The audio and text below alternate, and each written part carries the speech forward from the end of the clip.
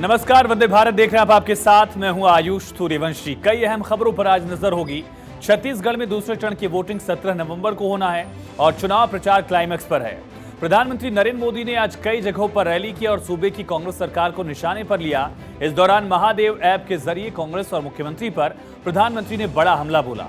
वहीं उत्तराखंड के उत्तरकाशी में रविवार तड़के एक बड़ा हादसा हुआ। हादसा हुए करीब 40 घंटे हो गए हैं। राहत और बचाव कार्य जारी है। टनल में 40 मजदूर फंसे हैं। उनको सुरक्षित निकालने के लिए एनडीआरएफ, एसडीआरएफ समेत कई टीमें मौके पर हैं। रेस्क्यू ऑपरेशन पर मुख्यमंत्री पुष्कर सिंह धामी भी लगातार नजर बनाए हुए हैं। प्रधानमंत्री ने भी कल मुख्यमंत्री धामी से बातचीत कर अपडेट लिया। वहीं प्रधानमंत्री नरेंद्र मोदी ने दिवाली से पहले वोकल फॉर लोकल अभियान का वीडियो जारी किया था। पीएम के इस मिशन का भरपूर समर्थन मिला है।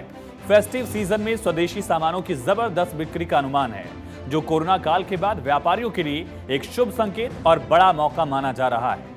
तो शुरू करते हैं वंदे भारत की शुरुआत। छत्तीसगढ़ में महादेव ऐप पर सियासत को लेकर है। प्रधानमंत्री नरेंद्र मोदी इस ऐप के जरिए लगातार अटैकिंग मोड में हैं। आज एक बार फिर जब चुनावी रैली के लिए पीएम मोदी छत्तीसगढ़ पहुंचे, उन्होंने कांग्रेस और सूबे की सरकार को निशाने पर लिया। प्रधानमंत्री नरेंद्र मोदी ने कहा कि जिस कांग्रेस को गणित सिखाने का इतना शौक है, उनसे मेरे कुछ सवाल हैं। कांग्रेस के इन गणितबाजों को बताना होगा कि मुख्यमंत्री भूपेश बघेल को महादेव सट्टेबाजी घोटाले में से आखिर कितना पैसा मिला।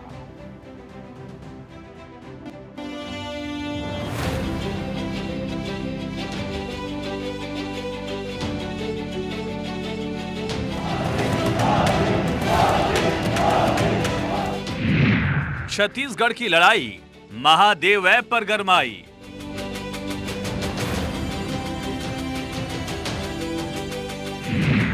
महादेव से चुनावी खेला, चला चली की बेला।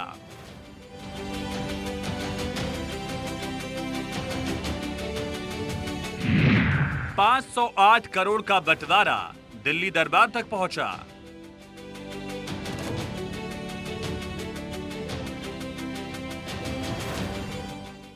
छत्तीसगढ़ में दूसरे चरण की वोटिंग शुक्रवार को होगी। उससे पहले महादेव ऐप को लेकर सूबे की सियासत गर्मा गई है। इलेक्शन कैंपेन में महादेव ऐप की गूंज खूब सुनाई दे रही है। प्रधानमंत्री नरेंद्र मोदी एक बार फिर से छत्तीसगढ़ के चुनावी प्रचार में महादेव ऐप के जरिए कांग्रेस की सरकार को निशाने पर लेते दिखे। पीएम मोदी ने भूपेश बघेल और टीएस सिंहदेव के एग्रीमेंट को कुरेदा और पूछा कि महादेव ऐप घोटाले का पैसा गया कहां। वहीं दूसरी तरफ भाजपा है जो एमपी को अंधकार से बाहर निकाल कर लाई है। एक तरफ कांग्रेस है जो सिर्फ और सिर्फ अपनी खाली तिजोरी भरने के लिए मध्य प्रदेश में अपना कब्जा जमाना चाहती है। ये जो छत्तीसगढ़ में महादेव सट्टेबाजी घोटाला हुआ है, उसमें 508 करोड़ रुपए से अधिक के बंटने के आरोप है। कांग्रेस के इन गणितबाजों को बताना होगा कि मुख्यमंत्री को इसमें कितना पैसा हिस्सा मिला है। कांग्रेस के बाकी नेताओं के हिस्से में कितना माल गया है और दिल्ली दरबार तक इसमें से कितना माल पहुंचा है। महादेव ऐप के खुलासे के बाद बीजेपी आक्रामक हो गई। बीजेपी ने छत्तीसगढ़ की सरकार को निशाने पर लिया। पीएम मोदी ने जब दिल्ली दरबार की बात कही तो बीजेपी ने आरोप लगाया कि जनता की कमाई से दिल्ली की तिजोरी भरी गई। भूपेश बघेल जी और तमाम कांग्रेसी लीडर ज्यादा काला धन खा गए, उनका भी हाजमा खराब हो गया है और खट्टे डकार एक होते हैं, सट्टे के डकार आ रहे हैं। घबराए हुए उनको भी आभास हो गया है। छत्तीसगढ़ की जनता ने मन बना लिया है, कांग्रेस की सरकार जाने वाली है। और यह कहना गलत नहीं होगा कि भूपेश बघेल के दिन भी अब मुख्यमंत्री के तौर पर कुछ ही बचे हैं। बीजेपी के वार पर कांग्रेस बैकफुट पर है, कांग्रेस बचाव की मुद्रा में है। मुख्यमंत्री बघेल ने कहा कि बदनाम करने की कोशिश की जा रही है। करप्ट पहले है तो मोदी जी से मैं कहना चाहता हूं कि रमन सिंह के पहले खिलाफ कार्रवाई कर ले। वो सेलेक्टिव कार्रवाई न करे, करना है तो हेमंत विश्व शर्मा के खिलाफ कर ले, अजीत पवार के खिलाफ कर ले, और जो लोग जो मोदी वॉशिंग पाउडर में धुल के आए ना उस पर पहले कार्रवाई कर ले, उसके बाद फिर बात करें। महादेव ऐप मामले में सीएम बघेल के नाम आने के बाद कांग्रेस बैकफुट पर है, बचाव की मुद्रा में है। वहीं पीएम मोदी इस मामले को एग्रेसिवली उठा रहे हैं, जनता को संदेश दे रहे हैं कि करप्शन पर उनकी सरकार की नीति जीरो टॉलरेंस वाली है, यानी किसी को भी बख्शा नहीं जाएगा। Bureau report, Bharat 24। तो उत्तराखंड के उत्तरकाशी में निर्माणाधीन टनल के हादसा हुए 40 घंटे हो गए हैं। इन 40 घंटों में 40 मजदूरों को बचाने की जद्दोजहद जारी है। उत्तराखंड की धामी सरकार ने हर एक जिंदगी को बचाने के लिए पूरी ताकत लगा दी है। एनडीआरएफ, एसडीआरएफ की टीमें तैनात हैं, लेकिन राहत और बचाव में जुटे अधिकारियों कर्मचारियों के सामने कई बड़ी चुनौती हैं। आपको सबसे पहले इन चुनौतियों के बारे में बताते हैं कि समझिए आखिर चैलेंज क्या है। टनल में दरअसल लगातार मलबा गिर रहा है और ये एक बड़ा चैलेंज। इसके साथ ही मलबे से सुरंग का रास्ता बंद है, जिसकी वजह से रेस्क्यू टीम अंदर नहीं पहुंच पा रही है और मलबे के इस लीकेज को रोकना ही सबसे बड़ा चैलेंज है, जिसके लिए लगातार टीमें कोशिश कर रही हैं।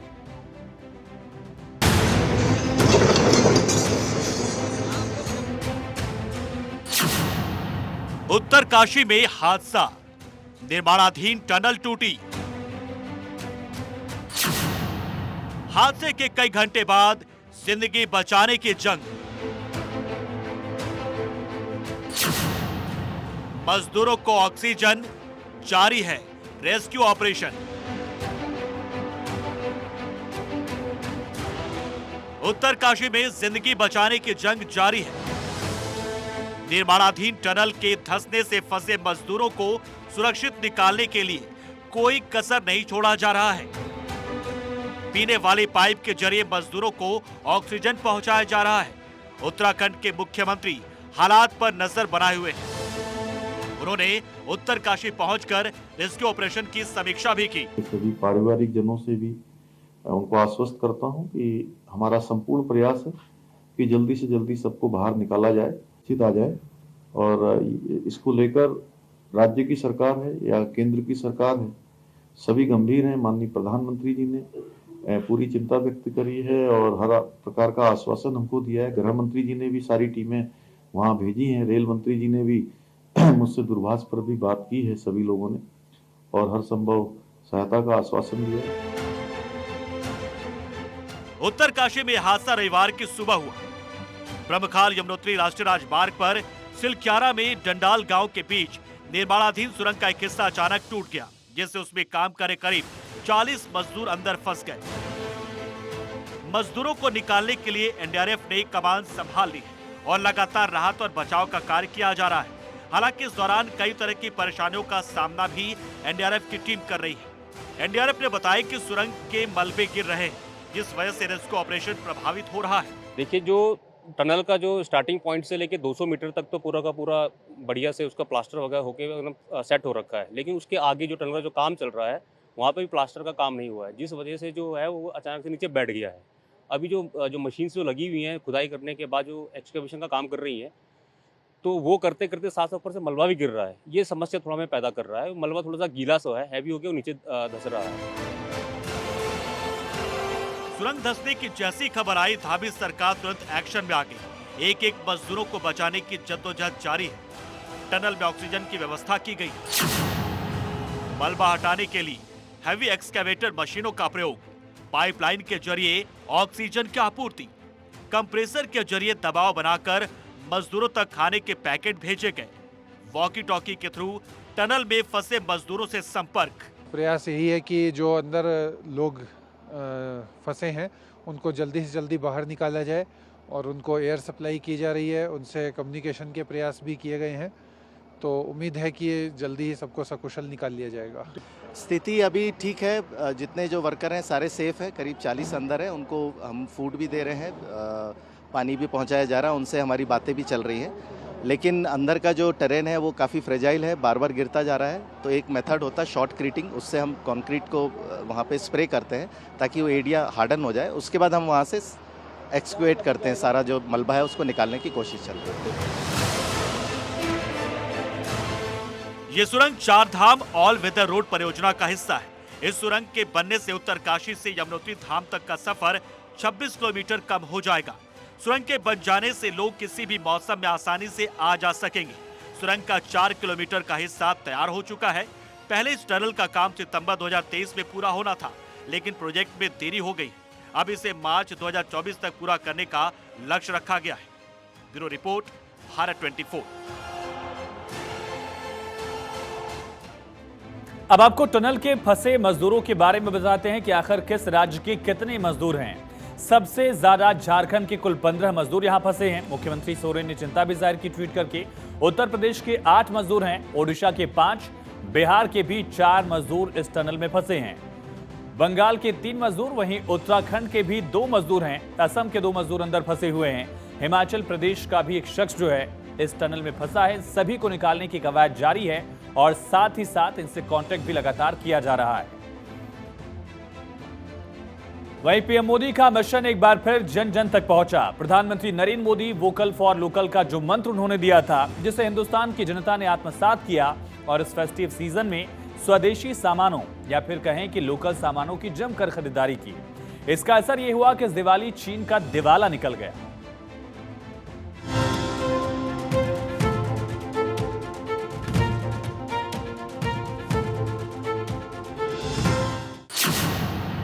भारत की दिवाली, चीन का निकला दिवाला। पीएम मोदी के मिशन को देश ने स्वीकारा। वोकल फॉर लोकल से करोड़ों का वारा न्यारा। इस बार त्योहारी सीजन में प्रधानमंत्री मोदी के संदेश का सीधा असर देखने को मिला। मुंबई टू दिल्ली सब जगह skill India, make in India, made in India को तरजीह दी गई। वोकल फॉर लोकल से आत्मनिर्भर भारत का आंदोलन देश भर में गति पकड़ रहा है। दिवाली पर दिल्ली में 1 लाख करोड़ के कारोबार का अनुमान लगाया जा रहा है। अनुमान है कि फेस्टिव सीजन में अब तक इस साल देश में 3.75 लाख करोड़ रुपए से ज्यादा का रिकॉर्ड व्यापार हुआ है। इस साल कस्टमर्स ने भारतीय सामानों की जमकर खरीदारी की। मोदी सरकार की मुहिम वोकल फॉर लोकल का असर फेस्टिव सीजन में दिखाई दे रहा है। स्वदेशी उत्पादों की खूब बिक्री हो रही है। Confederation of all India traders यानी CAIT ने सोमवार को एक आंकड़ा जारी किया, जिसके मुताबिक भैया दूज, छठ पूजा समेत कई और त्योहार अभी बाकी हैं, जिनमें करीब 50,000 करोड़ रुपए के और व्यापार होने की संभावना है। व्यापारी संगठन chamber of trade and industry के मुताबिक इस साल दिवाली में भारतीय उत्पादों की बिक्री और खरीद पर ज्यादा जोर रहा है, जिसके कारण चीन के व्यापार को जबरदस्त झटका लगने की संभावना है। गलवान की घटना के बाद से भारतीय ग्राहकों ने अब चीनी सामान मंगाना भी छोड़ दिया है। यही वजह है कि भारतीय उत्पादों की मांग के साथ बिक्री में भी काफी उछाल आया है। प्रधानमंत्री मोदी ने जिस तरह से वोकल फॉर लोकल मिशन को आगे बढ़ाया और जिस तरह से देश की जनता ने इसे आत्मसात किया है, उससे हिंदुस्तान आत्मनिर्भर बनने की राह पर है। इस बार त्योहारों पर लोगों की प्राथमिकता लोकल सामान है।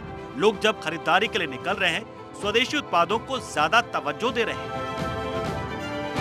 भारत में निर्मित उत्पादों, विशेष रूप से घर के सजावट के सामान, दिवाली पूजा के सामान जिसमें मिट्टी के दिए, हस्तशिल्प के सामान, पारंपरिक सौभाग्य के प्रतीक, देवी लक्ष्मी और श्री गणेश की मूर्तियों की बिक्री जमकर हुई।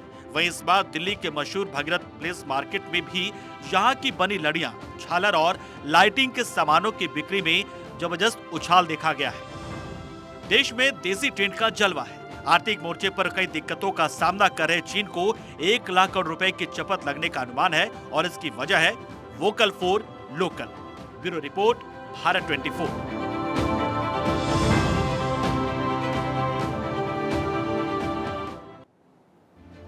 और त्योहारी सीजन चल रहा है, इसी बीच आम लोगों को महंगाई से बड़ी राहत मिली है। लगातार तीसरे महीने खुदरा महंगाई दर में गिरावट देखी गई। ये भी समझिए कि किस तरह से खुदरा महंगाई दर में हर महीने लगातार गिरावट दर्ज की जा रही। लगातार तीसरे महीने गिरावट रही। अक्टूबर की बात की जाए तो रिटेल इन्फ्लेशन यानी खुदरा महंगाई दर जो रही 4.87%। खाद्य महंगाई दर में भी मामूली गिरावट दर्ज की गई और अक्टूबर महीने में खाद्य महंगाई दर 6.61% रही। सितंबर में आंकड़ा 6.62% का था और लगातार इसमें गिरावट दर्ज की जा रही है। ये चौथा महीना है जब महंगाई दर में गिरावट देखी गई है। आपको बताते हैं कि किस महीने में इन्फ्लेशन रेट कितना रहा है। अक्टूबर में जैसा हमने बताया कि 4.87% का आंकड़ा था और सितंबर में इसका जो आंकड़ा था वो 5.02% था। अगस्त में और ज्यादा था 6.83%। जुलाई में सबसे ज्यादा एक तरह से अगर देखा जाए 7.44% और लगातार इसमें गिरावट दर्ज की जा रही है। एक तरफ त्योहारी सीजन, लोगों ने खरीदारी जमकर की, दूसरी तरफ महंगाई से भी लोगों को एक तरह से राहत मिली है।